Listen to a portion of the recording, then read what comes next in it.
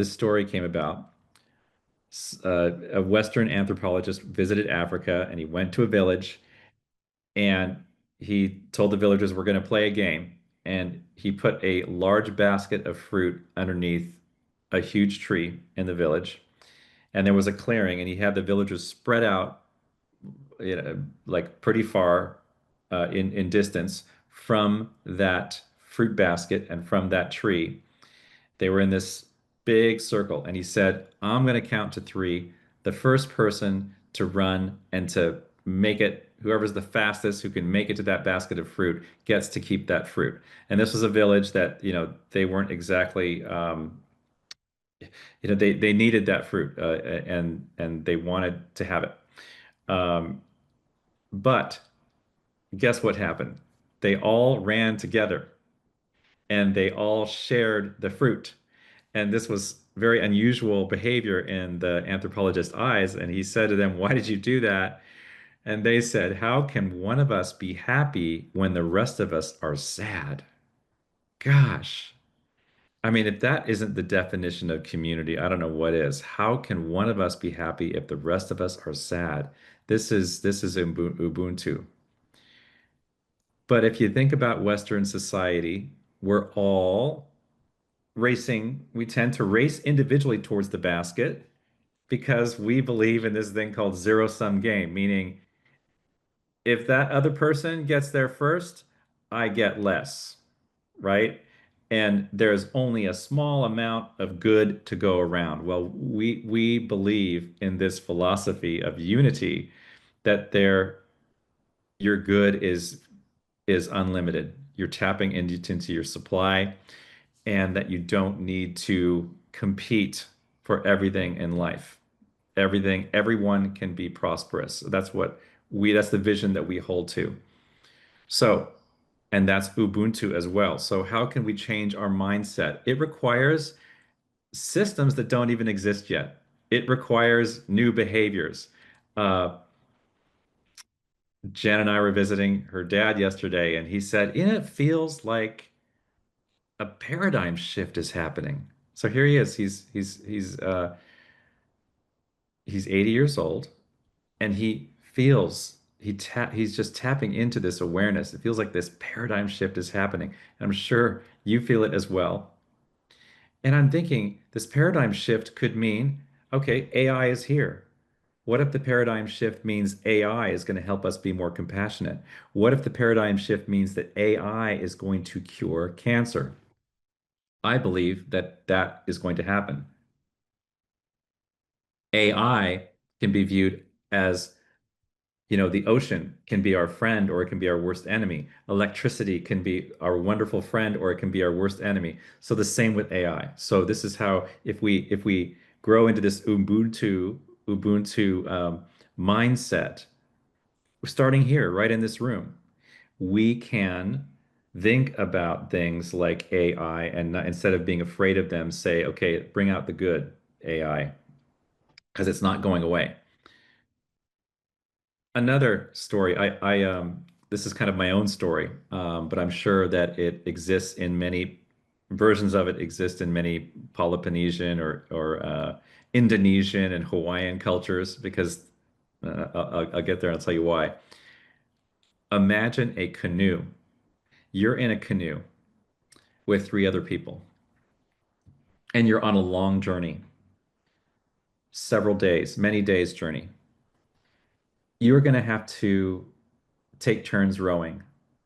You're going to have to take turns sleeping. You're going to have to share your food. You're going to have to be in community with each other. And let's suppose the canoe is 10 or 20 people. If one person gets sick, that's just going to happen with 10 or 20 people. You are patient and you take care of them. You wait till they get better, or you help them heal, you share medicine. If there are 10 or 20 people, there's going to be people that you don't like, but you can love them. There are going to be people who you view as weak, but by the end of the journey, you may view them as strong because I believe every person has an intrinsic value that may show up in ways that takes time to perceive. So, thinking about this canoe, the world is our canoe. Uh, Astronauts who have gone up into space, except for Katy Perry. Ba-dum-bum. Um, Astronauts that have gone into space realize they look back and they see this fragile planet. And they come to realize that every single person that you've ever known and every single person that's ever been written about has called this place home and shares these resources. And Carl Sagan is looking at the first satellite pictures from Earth from far away, called this a pale blue dot. And scientists began to realize this is just such a fragile, fragile little planet that we call home. We need to take care of it because we're so interconnected.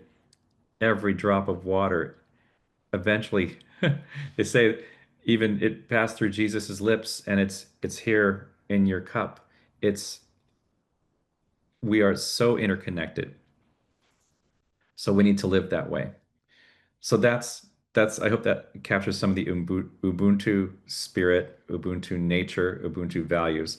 And I'm going to close with some ideas about my suggestions about how we can capture this and uh, uh, nurture and espouse these qualities of Ubuntu. One of them is how we treat each other. And I ask you, do you remember where you were on 9/11? Do you remember how people acted after 9/11, after the initial shock? Do you remember people going back into the rubble hours later, days later, weeks later, uh, many days later to pull people out of the rubble alive? There are movies that are made about this. Unity was high. Do you remember, especially you people in the Bay Area, and perhaps out there in Denver too, driving and the overpasses of the freeway had American flags hanging off of them, and people would beep, beep, beep. All the overpasses had American flags hanging off them, and it was not a political statement. Yay. And uh, do you remember forgetting about Democrats and Republicans? And yes, I'm looking at the chat. How do you spell that word? It's Ubuntu, Ubuntu. So back to 9/11, a very intense, something very intense can shock us into this behavior. Uh, the floods in Texas, they were awful. But what's happening now is volunteers are going through the rubble and they are finding possessions that may not mean something to you, like in terms of their monetary worth, but they are priceless in terms of the people who lost these things. A dollhouse, and they're taking pictures of themselves and putting them on a Facebook group so people can connect with their precious belongings again. And this is the spirit of Ubuntu. So we're capable of it. We have done it, and we have done it throughout history. Another story, a South African leader named John Lockley says the key to growing our Ubuntu nature is to recognize our shadow emotions. Uh, some may call this unconscious bias, but when we're in prejudice, when we're in judgment, when we're in contempt, when it happens every day in a subconscious level or an unconscious level, we have to be willing to be uh, investigatory in terms of, do I have those feelings? Do I have a racial bias in me? And to be able to look at ourselves with just perfect honest awareness. Because if everybody says I'm not the problem, then we've got a problem. Uh, Along this line, we've got to be able to strive to not act out of fear of others because they are not familiar, hatred of others because they speak a different language, darkness, right? Martin Luther King said, I've got this quote here in front of me. Darkness cannot drive out darkness. Only light can do that. Hate cannot drive out hate. Only love can do that. That's the task at hand because you see what is happening around the world in terms of war, trying to solve war for centuries. It's not working. It is just hitting back and hitting back and hitting back. It's not solving anything. So, a few more points. We must believe that we can make a difference. We must believe it. Desmond Tutu said that we all have a role to play in Ubuntu. We all have a role. So we can't just sit here and go, oh, this is a nice talk. And I wish Putin would really listen to this. It's not going to happen that way. It's got to happen by each of us taking on as much of this as we can. And because if we think that way, it's like the raindrop saying, "Oh, well, I have nothing to do with any floods." If we don't think we can make a difference, if we think we're too small to make a difference, there's an author I was looking at yesterday, and he said, if you think you're too small to make a difference, try to fall asleep in a room with a mosquito. You will know that small can make a difference. Those of you involved in protests and things like that, you're the mosquito. So be the mosquito. Finally, for you Dave Matthews fans out there, I don't know what song this comes from, and maybe someone could put it in the chat. Finally, I'm thinking about the importance of local communities. And Dave Matthews said, it turns out it's not where, but who you're with that really matters. And think of that. You know, I'm using death as a teacher. I'm projecting out my future self in the last 10 minutes of my life. And it's not going to be, ooh, I was at the Eiffel Tower in Paris. I was at you know, I was in New York City. It's about the people I was with, who I loved and who loved me. That's Ubuntu. Studies have been written about the healthiest people in the world in blue zones, and it's not only about diet, it's about they have community. They are socially connected, and often they have purpose. That's one of the reasons why we're here. Spirituality can be defined as building connection, building purpose, building meaning, building connection, building purpose, building meaning. And that's what we're doing here.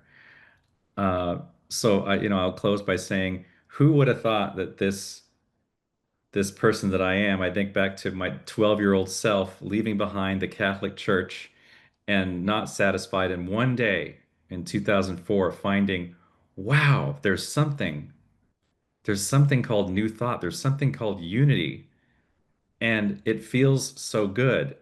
And to be here is to be in community, just to take a few moments, even though we're not here in the same room together. We do that occasionally. We are in this energetic space, feeling this Ubuntu quality that I love. So I hope that you've enjoyed this exploration of Ubuntu, and think about that phrase, I am, because we are. And so it is. And Laura, I'm going to spotlight you. Thank you for that wisdom. Whew, I needed that.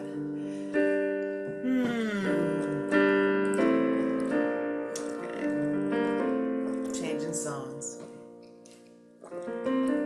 To be humble, to be kind. It is the giving of the peace in your mind. To a stranger, to a friend. To give in such a way that has no end. You are love, you are one. We are how we treat each other when the day's done. We are peace, we are war. We are how we treat each other and nothing more. To be bold and to be brave, it that the heart can still be saved, but the anger can come quick. The dangers in the anger and in the hanging on to it. We are love, we are one. We are how we treat each other when the day is done. We are peace, we are war. We are how we treat each other and nothing more. Tell me what it is that you see. A world that's full of endless possibility. Heroes don't look like they used to. They look like you do. Yeah. We are how we treat each other when the day is done. We are peace, we are war, we are love. We are how we treat each other, yeah.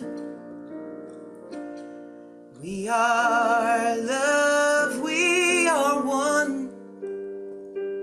We are how we treat each other when the day is done. We are peace and we are war. We are how we treat each other and nothing more. We are how we treat each other and nothing more. We are how we treat each other.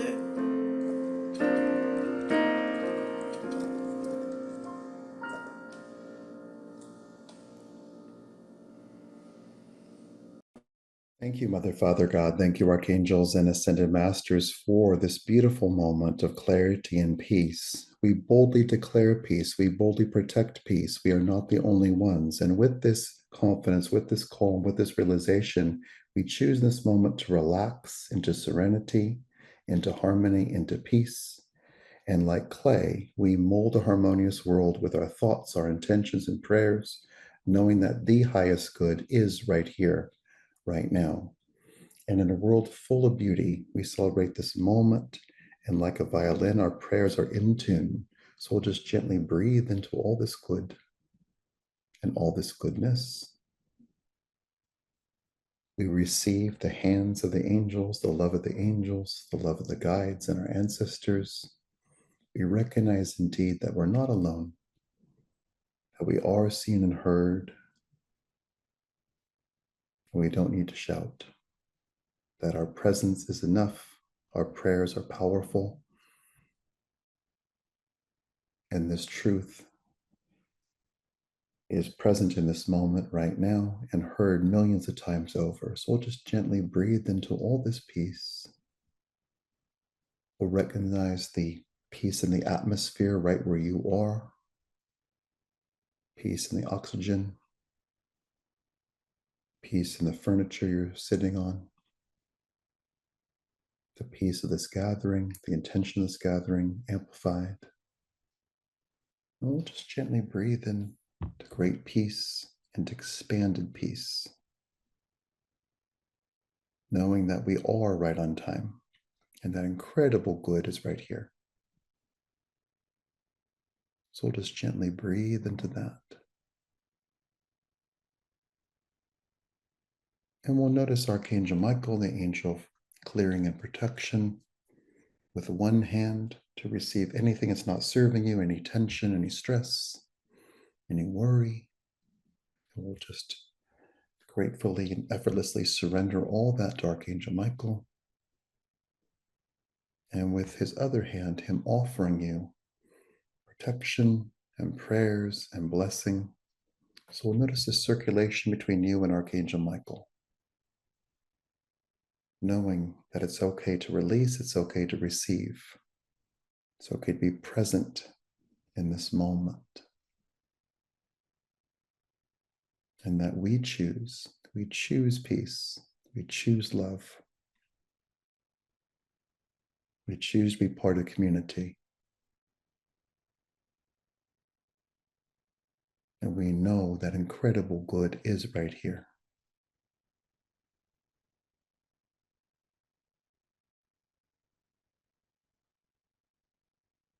And with the circulation, we'll just notice a release of any tension in your shoulders and spine, a release of any mental tension, and the embrace of love. That harmony is here, blessings are here, and peace is here right now. So we'll just gently breathe into all that. And we'll indeed feel and notice your ancestors, your loved ones right around you, offering support, offering care, offering wisdom, offering perspective, that this too shall pass. And that it's okay for us to stay steady in love, to let our hearts expand with love, and to recognize our role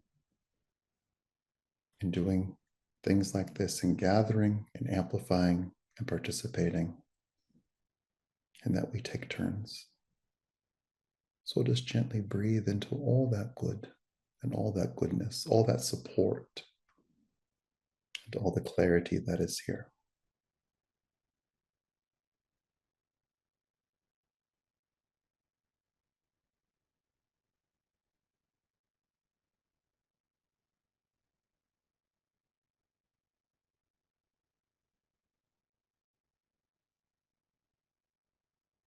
And as we honor David and Jen in the amplification of their bond, we celebrate the love that they have dedicated to each other and themselves and us. We celebrate the amplification of global love and global peace. And we celebrate incredible good right at this moment. So we'll just gently breathe into all that. And we'll just notice also the reminder of the power of our voices of praise, our voices of prayer, our voices of amplification of good, and our choice of our words. And we celebrate all the good that is happening right now. With loving clarity and perfect peace, we let all this expand. We thank Archangel Michael and our ancestors for their wonderful presence and the great peace that is here. And we ask for this or something better right now in all directions of time. And so it is.